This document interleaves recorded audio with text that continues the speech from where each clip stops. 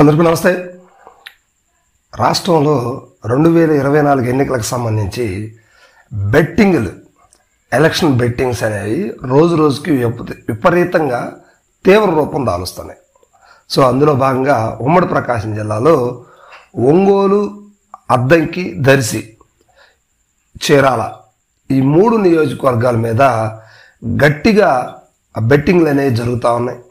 యువత అయితే వారి పోకడకి అంత అనేది లేకుండా పోతుంది. కుటుంబాలని గుల్ల చేసుకునే పరిస్థితి ప్రస్తుతం ఇప్పుడు నడుస్తున్న ట్రెండ్లో ఎంతో కొంత ఆన్లైన్ బెట్టింగ్లు పెట్టుకొని ఇప్పటికే కుటుంబాలని గుల్ల చేసుకొని రోడ్లు పాలైన పరిస్థితులు మనం రోజు మీడియాలో చాలా విపరీతంగా చూస్తూ ఉన్నాం.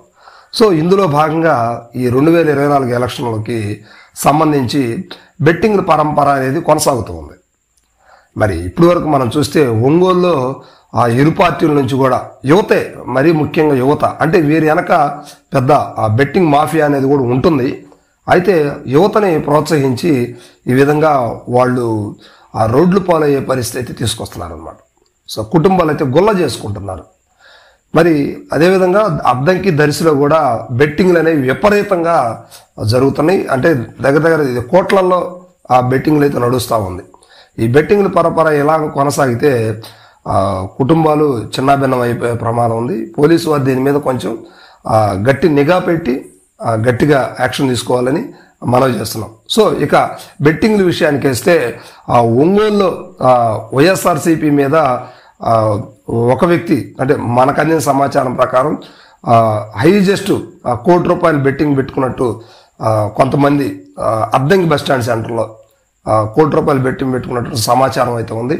అదేవిధంగా 75 లక్షల బెట్టింగు దామచర్ల జనార్దన్ గెలుస్తాడని చెప్పేసి అట్లా బెట్టింగ్లు పెట్టుకోవడం జరిగింది. సో అదేవిధంగా హనిమిరెడ్డి గారు గెలుస్తాడని కూడా ఎవరో అద్దంకి చెందినటువంటి ఒక వ్యక్తి కూడా 50 లక్షలు ఆ బెట్టింగ్ కాసినట్టు కూడా విషయం సమాచారం అయితే మనకు పూర్తిగా అందిందనమాట.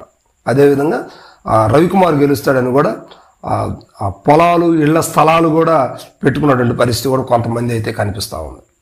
ఇక దర్శిలో కూడా బెట్టింగ్లకి పెట్టింది పేరు దర్శి. దర్శిలో కూడా విపరీతమైనటువంటి బెట్టింగ్లు కూడా జరుగుతూ ఉన్నాయి.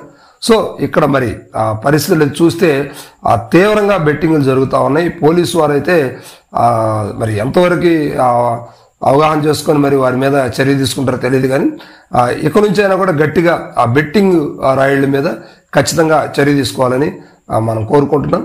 ఈ బెట్టింగ్ల పరంపర ఎలా కొనసాగితే రాజకీయం అట్ల నుంచి పక్కన పెట్టేస్తే ఇక కుటుంబాలు అయితే దారుణమైన పరిస్థితికి వెళ్ళే ఉంది. ఆ తర్వాత ఆత్మహత్యలకు కూడా దారితీస్తున్నటువంటి పరిస్థితులు కూడా మనం గతంలో కొన్ని విషయాల్లో చూసాం. ఆన్లైన్లో బెట్టింగ్లు, రమ్మీలు ఇవన్నీ పెట్టేసి ఆడి చాలామంది ఇబ్బంది పడుతూ ఉన్నారు. ఆన్లైన్ బెట్టింగ్, క్రికెట్ బెట్టింగ్ని పెట్టేసి ఇబ్బంది అన్నటువంటి వాళ్ళు ఆ ఇళ్ళు, పొలాలు, స్థలాలు కూడా అమ్ముకున్నటువంటి పరిస్థితులు తీరా నేటికి ఏమీ సాధించలేక ఉద్యోగాలు ఉండి కూడా ఎంతో దుర్భరమైన జీవితంలోకి వెళ్ళిపోతున్న పరిస్థితులు మనం ఎంతో మందిని చూస్తున్నాం. సో ఈ బెట్టింగ్ల పరంపరను కొనసాగకుండా పోలీసు వారు తగిన చర్యలు తీసుకోవాలని మనం చేసుకుంటూ ఎక్కడ బెట్టింగ్లు అయితే జరుగుతున్నాయో అటువంటి వారిని కఠినంగా పట్టుకొని ఎలక్షన్ అయిపోయేంత వరకు కూడా వారి మీద గట్టి నిఘా వేసి ఉంచాలని చెప్పేసి కోరుకుంటూ సెలవు తీసుకుంటాం.